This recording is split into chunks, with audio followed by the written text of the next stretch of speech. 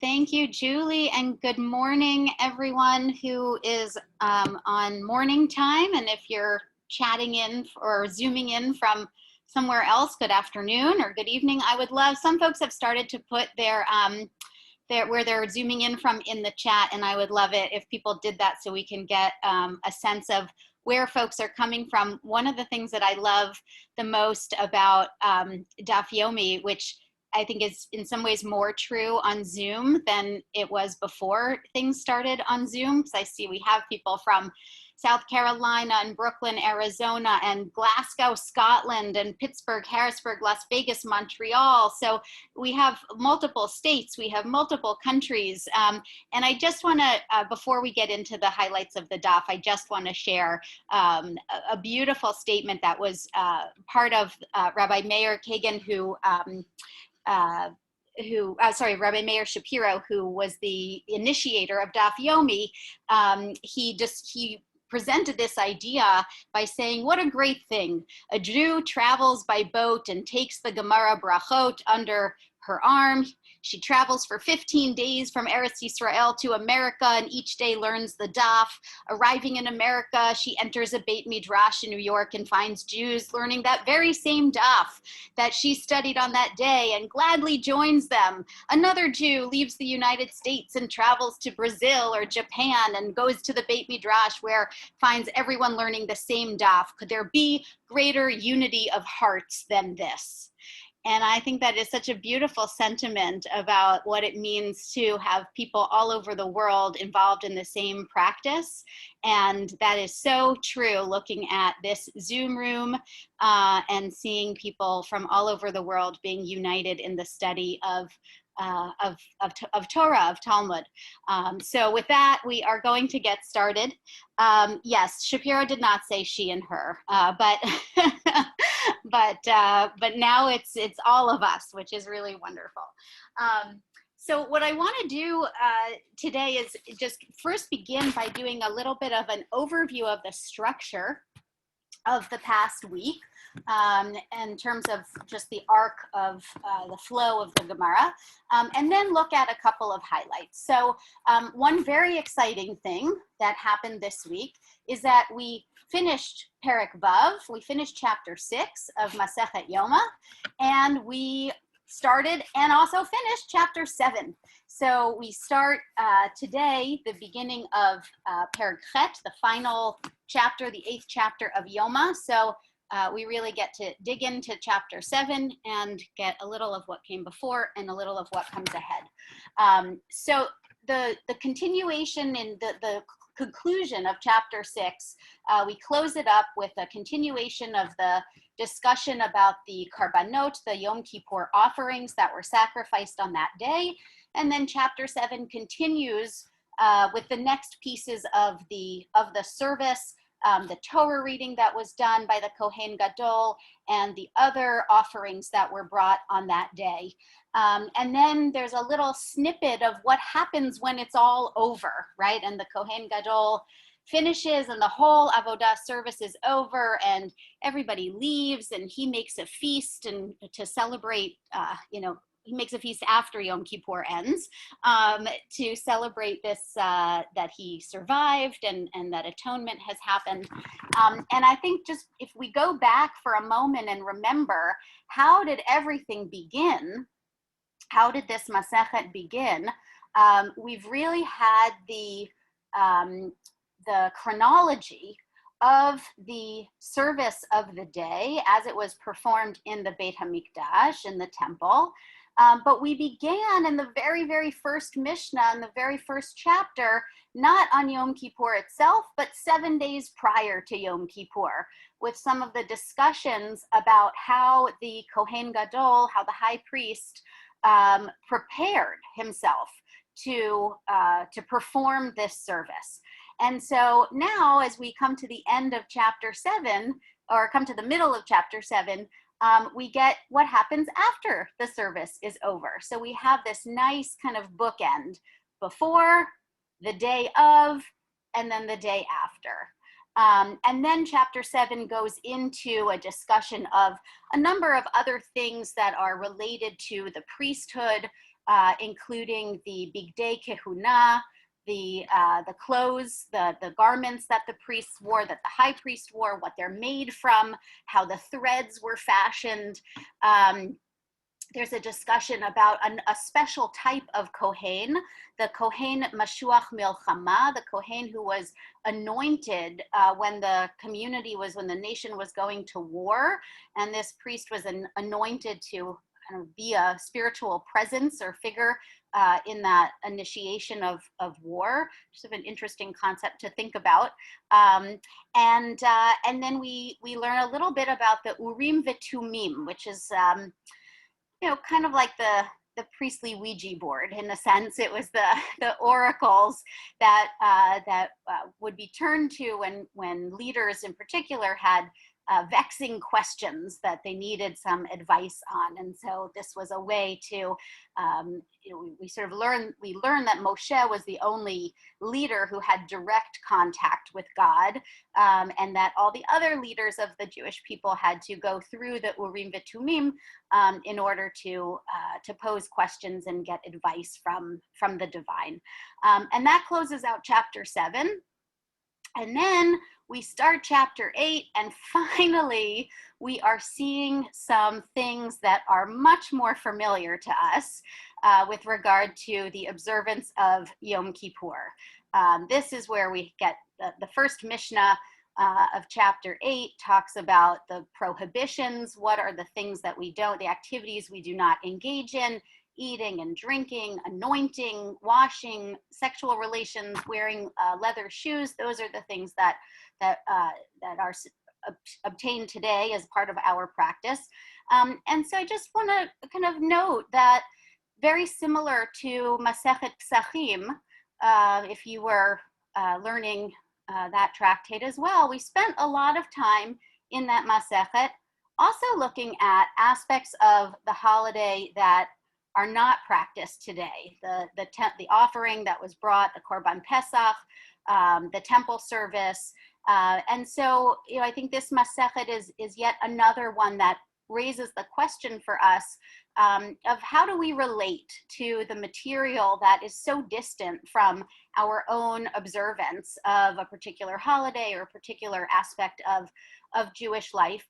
And why would the rabbis even spend time dwelling on this or trying to understand it when this wasn't, certainly post the destruction of the temple, this wasn't part of their lives either. So I think those are kind of challenges to us who are studying the Daf, is to find ways to make this meaningful, maybe even relevant, or just to find some satisfaction in the process of learning itself, even if the content is not,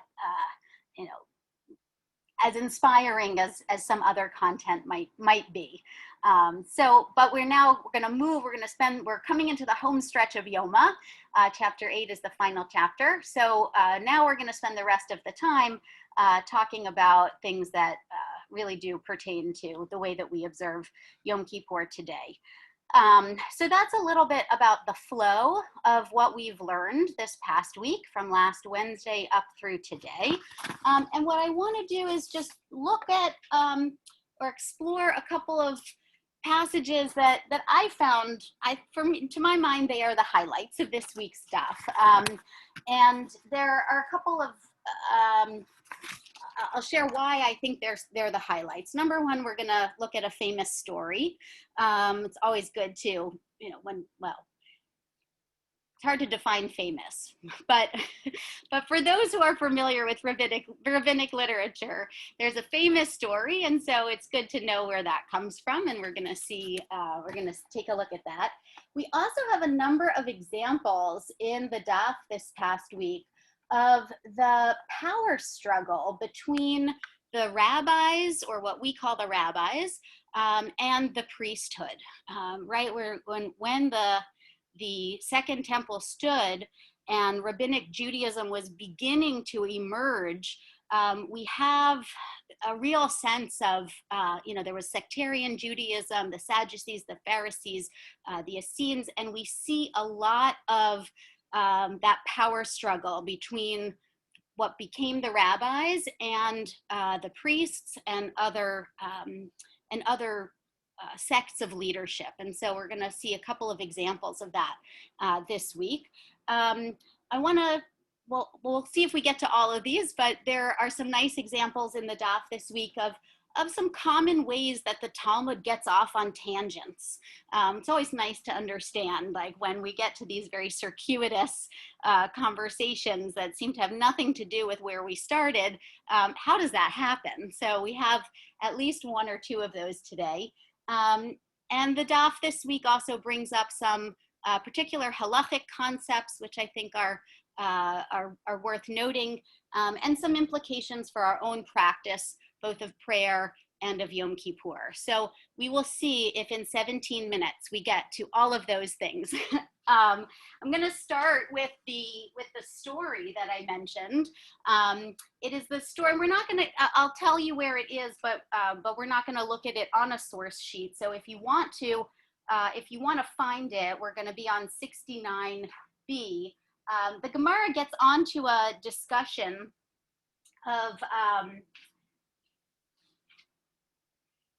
The Gemara gets onto a discussion of the Yetzer Hara and the evil inclination, and particularly first with the inclination towards idolatry, which is noted in the rabbinic literature as the reason why the first temple was destroyed.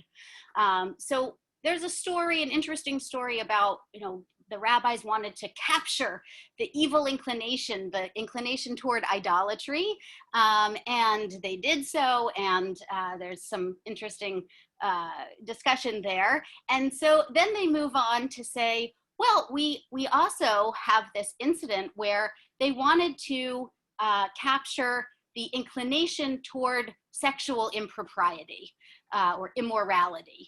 And what that ultimately meant was an attempt to capture the sexual impulses overall. So they prayed and they said, let us capture the Yetzer Hara, not Hara, but the Yetzer Avera is how the Gemara describes it, the inclination toward transgression, and particularly sexual transgression. And their prayers were granted. And they were able to physically capture the inclination and trap it. And they trapped it for 3 days until what happened? They sought a freshly laid egg. They needed an egg to feed someone who was sick.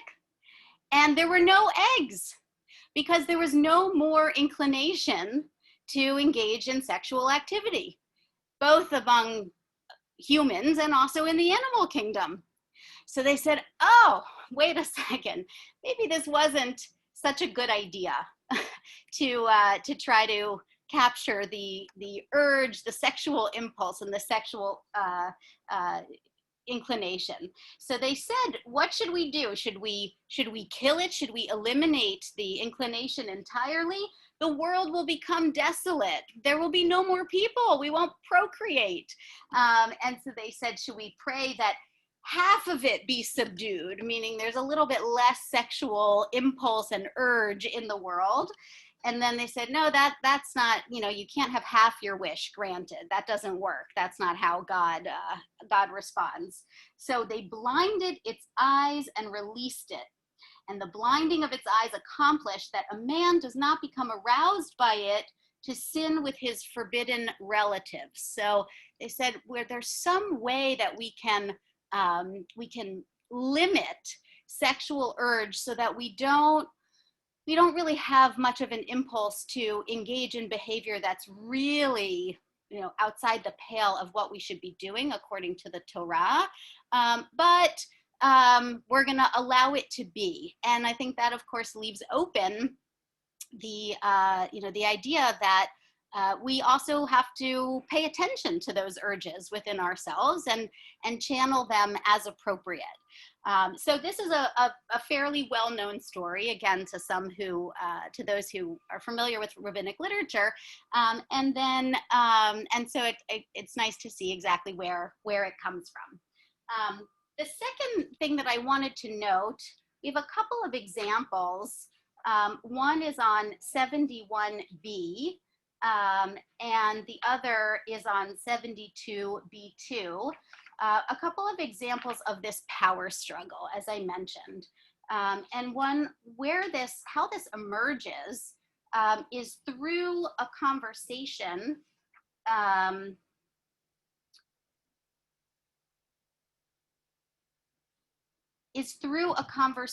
about what happens at the very end of the avodah service, when it's all completed and the Kohen Gadol leaves the temple and goes home and prepares to, kind of unwind and have his break fast with his family and friends. And there was an incident, the Gemara brings a Braita that shares an incident involving a certain Kohen Gadol who came out of the temple, and all of the people were following him. But as soon as they saw Shemaiah and Avtalyon, Shemaiah and Avtalyon were two of the Zugim, the kind of, before we had Tanaim and Amoraim, we had these other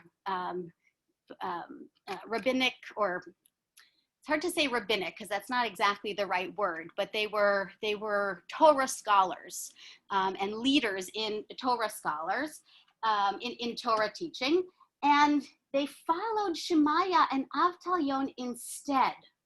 So we already see here this notion of the people are following the Kohen Gadol, they're following the priest, but then they see these intellectual figures. They see these teachers of Torah, and they turn away from the priesthood to follow the rabbis. Eventually we'll call them rabbis. And so what happens, Shemaiah and Avtalyon themselves come to say goodbye to the Kohen Gadol, and he is very rude and dismissive to them.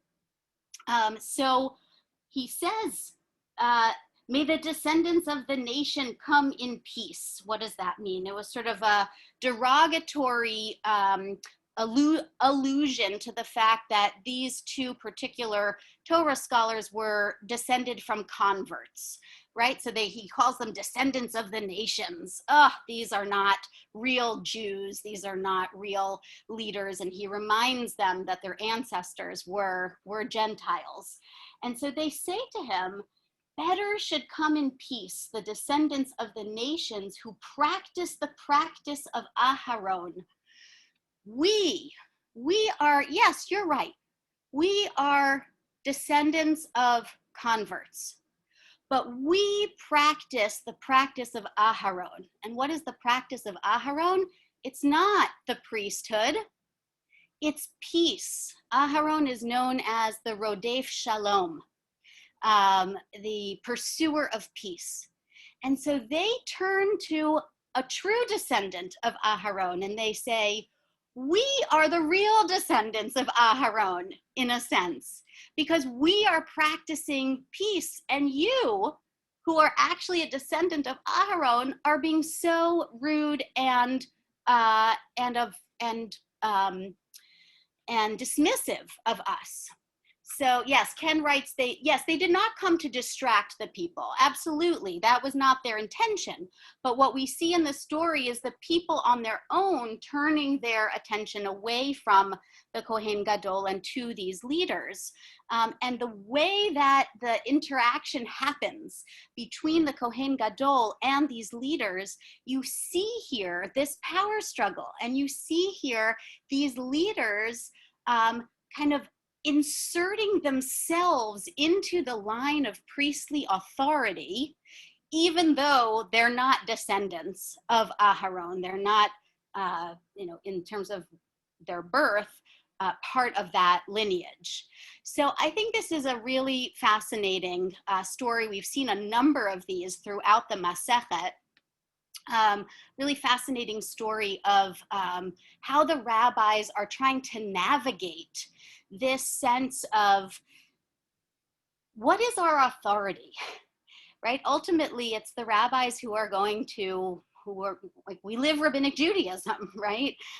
They kind of win, particularly after the temple was destroyed. But even before, we have this sense of, we want to assert our authority. And we're going to do that in a number of ways. Here's an example of that, where we show the people are following us. And by the way, we have a real authentic claim to the line of authority, to the lineage of authority, not because of our birth, not because of who our parents were, our ancestors were, but because of the way that we behave. And so they kind of assume the mantle of the priesthood and the authority of the priesthood, even though they're not priests. So I think this is a great example. On the next daf, we have another discussion of the various crowns of authority. And one of them is the priesthood, and one of them is the monarchy. And then the third one, the rabbis say, is Torah scholarship or Torah learning. So again, they're equating themselves with what has biblically been articulated and mandated as positions of authority, religious authority in the community.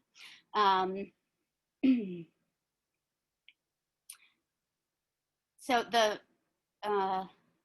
isn't the Talmud a way of the rabbis cementing their authority? Yeah, I mean, yes, absolutely. And that's what it comes to be. But you see the evolution of that, or you see some specific examples of that in some of the stories that are related, and also in the way that the rabbis will pin their interpretations or pin their halachic positions to biblical sources, right? There are a lot of different ways that the rabbis try to do that. So I think it's really interesting to see where and when that happens. Time is running out. So there's one question in the chat.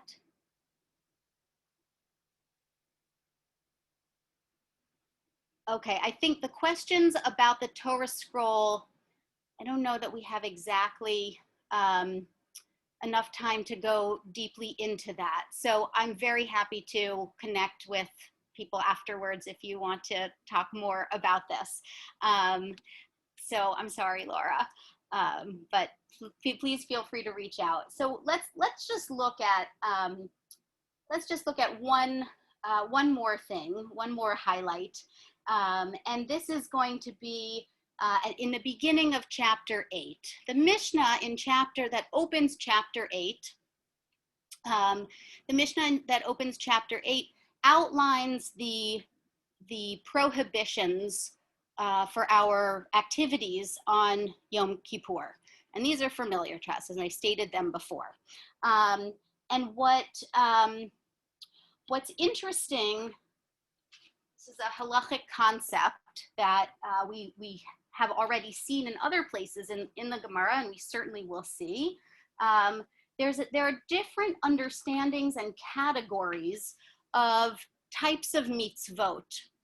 And the Gemara wants to know, after the Mishnah has told us that we need to afflict ourselves, or after the Torah has told us that we need to afflict ourselves. That's the language that's used in the Torah to describe the essence, kind of the spiritual essence of Yom Kippur as a day of affliction, inui. The Gemara wants to know, like, what does that mean to afflict ourselves? The Mishnah seems to have presented a few different ideas, but the Gemara wants to go a little bit deeper. And so this is at the very top of Ayin Daled Amud Bet 74b, at the very top of the Gemara. The Gemara brings a braita that cites this pasuk from Leviticus that you should afflict your souls. And it says it could be thought that this means that one should sit in the hot sun or in the cold in order to suffer. But to advise otherwise, the Torah then states, you shall not do any work. So the Gemara understands these two psukim, or two ideas, being placed next to each other in the Torah to express that afflicting oneself is a passive is passive behavior. You don't need, for example, on Yom Kippur to go out and sit in the hot sun, right? You don't need to go out and do something that's going to cause you a great deal of discomfort. And that is a halachic principle or a halachic category of mitzvot called shev velo ta'aseh, that you sit and not do something, as opposed to the other category, halachic category, which is called kum ve'aseh, that you need to get up and do something, right? So affliction is understood, at least in this braita, by the Gemara here, as refraining, passively refraining from doing things. And so it understands the Mishnah as you are passively refraining from eating, from drinking, from wearing leather sandals, not actively getting up and doing things that cause discomfort. So you don't have to wear your most uncomfortable shoes. You just don't wear your leather sandals, right? And I think many of us would actually say that the sneakers that we wear might be even more comfortable than the leather sandals, right? So this is an important halachic concept, and I always like, and I see at least one person here, Marissa, who comes to my class on Thursday afternoons, and Marissa will know that that I like to point out where we learn certain halachic concepts, even if we're not going to go on to, to kind of study the intricacies of halakha or halachic literature. There are some basic principles and phrases in language, and I find that it's really useful to just know them and understand them. So we get one of those here as we move into the discussion of what does our Yom Kippur practice look like today. And that's what we're going to spend the rest of Perek Chet on, the rest of chapter 8. And then we're going to conclude Yoma pretty soon. So that is our time today.